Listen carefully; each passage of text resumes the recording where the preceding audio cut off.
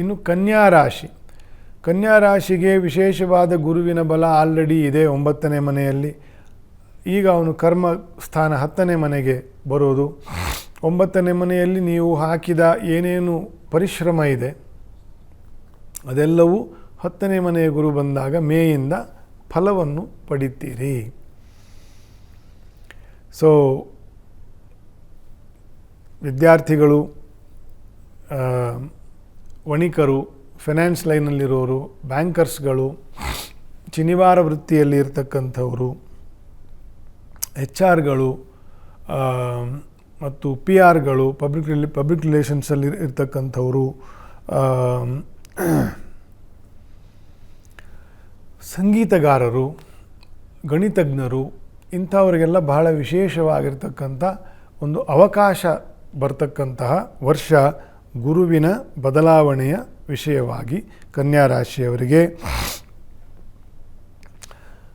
ಷಷ್ಠದಲ್ಲಿ ರಾಹು ಅದು ಏನು ಬೇರೆ ಬೇರೆ ಸಾಮರ್ಥ್ಯವನ್ನು ಕೊಡ್ತದೆ, ಸಮಸ್ಯೆಗಳನ್ನು ಪರಿಹಾರ ಮಾಡುವಂತೆ.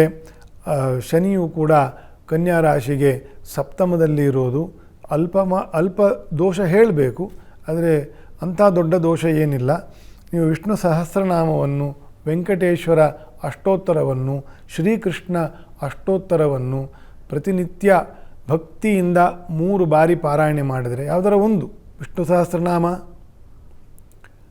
ಅಷ್ಟು ದೊಡ್ಡದು ಆಗಲ್ಲ ನನಗೆ, ವೆಂಕಟೇಶ್ವರ ಅಷ್ಟೋತ್ತರ ಅದು ಚಿಕ್ಕದು, ಅದನ್ನು 3 ಬಾರಿ ಪಾರಾಯಣೆ ಮಾಡಿ ತುಪ್ಪದ ದೀಪ ಇಟ್ಟು ನಮಸ್ಕಾರ ಮಾಡೋದು, ಅಥವಾ ಶ್ರೀಕೃಷ್ಣ ಅಷ್ಟೋತ್ತರ ಹೇಳೋದು ಅದನ್ನು 3 ಬಾರಿ ಪಾರಾಯಣೆ ಮಾಡಿ ಅದೇ ತುಪ್ಪದ ದೀಪ ಇಟ್ಟು ನಮಸ್ಕಾರ ಮಾಡಿ ಪ್ರಾರ್ಥನೆ ಮಾಡೋದು. ಕೃಷ್ಣಾಯ ವಾಸುದೇವಾಯ ಹರಯೇ ಪರಮಾತ್ಮನೇ ಪ್ರಣತಕ್ಲೇಶನಾಶಾಯ ಗೋವಿಂದಾಯ ನಮೋ ನಮಃ.